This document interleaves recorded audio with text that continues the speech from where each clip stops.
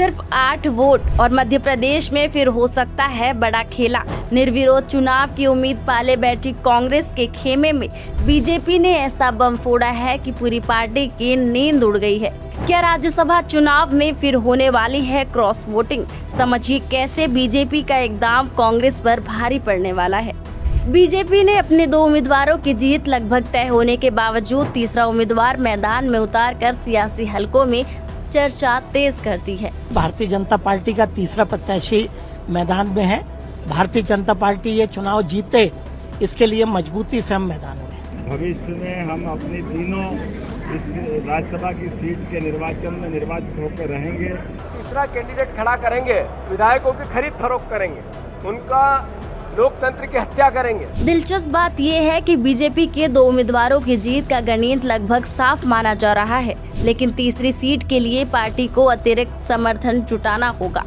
ऐसे में निर्दलीय छोटे दलों के विधायक और संभावित क्रॉस वोटिंग इस चुनाव में निर्णायक भूमिका निभा सकते हैं। यही वजह है कि तीसरी सीट का मुकाबला पूरे चुनाव का सबसे बड़ा केंद्र बन गया है।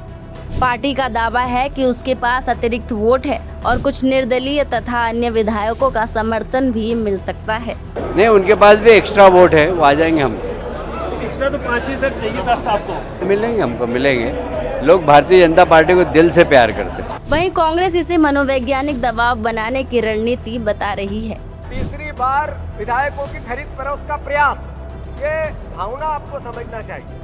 बीजेपी ने मछुआ कल्याण बोर्ड के अध्यक्ष महेश केवट को राज्यसभा का तीसरा उम्मीदवार बनाकर खेमे में भारी खलबली मचा दी है। अब पूरा खेल इन आंकड़ों में समझिए। मध्य प्रदेश विधानसभा में कुल 230 सीटें हैं, वहीं राज्यसभा की एक सीट जीतने के लिए 58 वोटों की जरूरत होती है। बीजेपी के पास कुल 164 विधायक है और कांग्रेस के पास 64 विधायक है। बीजेपी को अपने 2 उम्मीदवारों को आसानी से जिताने के बाद भी बीजेपी के पास 48 वोट एक्स्ट्रा बचते हैं। इनमें अगर भारत आदिवासी पार्टी के कमलेश डोडियार और कांग्रेस की बागी निर्मला सप्रे का वोट जोड़ दिया जाए तो बीजेपी का ये आंकड़ा 50 तक पहुंच जाता है। यानी बीजेपी को तीसरी सीट हथियाने के लिए सिर्फ 8 और विधायकों की जरूरत है। यही वजह है कि कांग्रेस संगठन अब अलर्ट मोड पर है। हर विधायक हमारे संपर्क में है, पूरे हाईकमान के संपर्क में है। शिवपुर के विधायक मुकेश मल्होत्रा के मतदान पर कोर्ट की रोक है। ऐसे में कांग्रेस के पास तय गणित से सिर्फ 4 वोट ही ज्यादा है। यही वजह है कि पूरे चुनाव में सबसे ज्यादा चर्चा क्रॉस वोटिंग की हो रही है। बीजेपी को तीसरी सीट जीतने के लिए अभी भी 8 अतिरिक्त वोटों की जरूरत है, जबकि कांग्रेस के पास भी बहुत बड़ा मार्जिन नहीं है। ऐसे में अगर कुछ विधायक पार्टी लाइन से हटकर मतदान करते हैं तो तीसरी सीट का पूरा गणित बदल सकता है। यही कारण है कि दोनों दल अपने अपने विधायकों को एकजुट रखने में पूरी ताकत लगा रहे हैं। खबरें तो यहाँ तक की है कि कांग्रेस अपने विधायकों को टूटने से बचाने के लिए उनकी बाड़ाबंदी कर सकती है और उन्हें कर्नाटक, तेलंगाना जैसे राज्यों में शिफ्ट करने की तैयारी में है, जहाँ कांग्रेस की सत्ता है। इसी बीच कांग्रेस विधायकों की संभावित शिफ्टिंग की चर्चाओं को उस वक्त और बल मिला जब विधायक आरिफ मसूद और कुणाल चौधरी के दिल्ली रवाना होने की खबर सामने आई। हालांकि दोनों नेताओं ने इसे सामान्य कार्यक्रम बताया, लेकिन राज्यसभा चुनाव को लेकर चल रही सियासी हलचल के बीच इस घटना को भी राजनीतिक नजरिए से देखा जा रहा है। कांग्रेस अध्यक्ष जीतू पटवारी, नेता प्रतिपक्ष उमंग सिंगार का दावा है कि उनकी पार्टी पूरी तरह एकजुट है। मीनाक्षी नटराजन जरूर जीतेंगी। मध्य प्रदेश एकजुट है, कांग्रेस एकजुट है। 100%, 500% राज्यसभा कैंडिडेट कांग्रेस का जाएगा। हालांकि इसी बीच कांग्रेस के लिए असहज करने वाली खबर भी सामने आई।